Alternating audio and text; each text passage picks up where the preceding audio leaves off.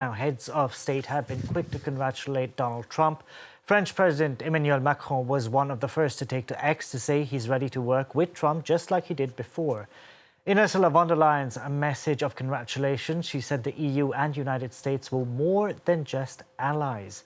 We can now go across to France 24's Dave Keating standing by in Brussels. Dave, good afternoon. A lot of reactions coming in from where you are. Yeah, for sure. And there's the public reactions and the private reactions.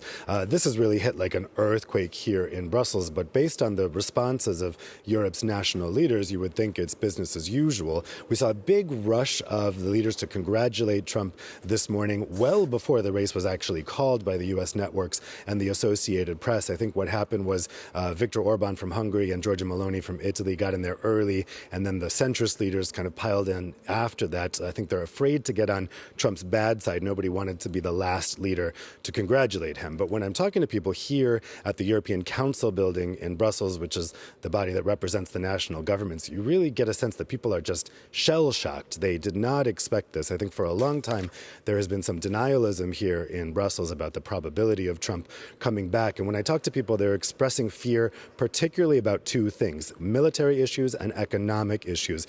They're worried, of course, about Trump's threats to pull the United States out of NATO and possibly force Ukraine to surrender to Russia.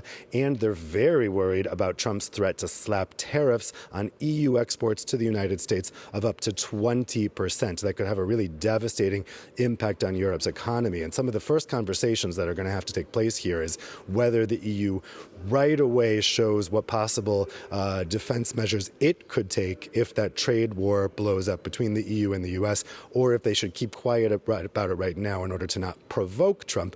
Just like in 2016, people are just not really sure what was campaign rhetoric and what was reality. Of course, in 2016, a lot of those campaign promises didn't come true. He was talked out of it. People just aren't sure if this is going to be the same experience. Although when I'm talking to people, they're aware that of that guardrails talk, the fact that the adults in the room might not be there this time to talk him out of his most extreme campaign promises.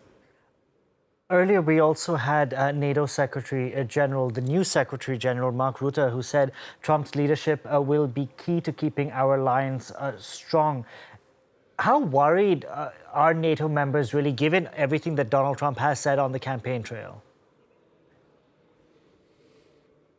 They're very worried, and this is going to be put to the test tomorrow. There's a meeting, a summit of the European political community in Budapest that's being organized by Trump ally Viktor Orban, who has said he wants, just like Trump, to bring the Ukraine war to an end very quickly, presumably by not arming Ukraine any longer. All of the leaders of Europe will be there. That's not an EU summit. That's a wider grouping that will include the British and other countries around Europe that are not in the EU. And a lot of that will, of course, overlap with NATO. So we're going to, I think, get a kind of first reaction there, whether people think that Trump was serious about his desire to pull the U.S. out of NATO, and whether he might actually just kind of defang NATO by not honoring the mutual defense clause. There's a lot of questions about that right now, and so I think tomorrow that's going to be a big topic of discussion. Then on Friday, also in Budapest, you're getting an EU summit, so what'll be really interesting is to see whether in those council conclusions they come up with some kind of statement. We've heard from the Elysee that Emmanuel Macron called German Chancellor Olaf Scholz right away after getting this news, even before it was announced, to kind of get their ducks in a row. We'll see if the two of them try to kind of corral the conversation. On the other side will be Viktor Orban, the prime minister of the country they're in, and he will also certainly be trying to get Europe on the same page in praising Trump and offering to be an ally. Interesting times indeed. Thank you very much for that, Dave. Dave Keating reporting there for us from Brussels.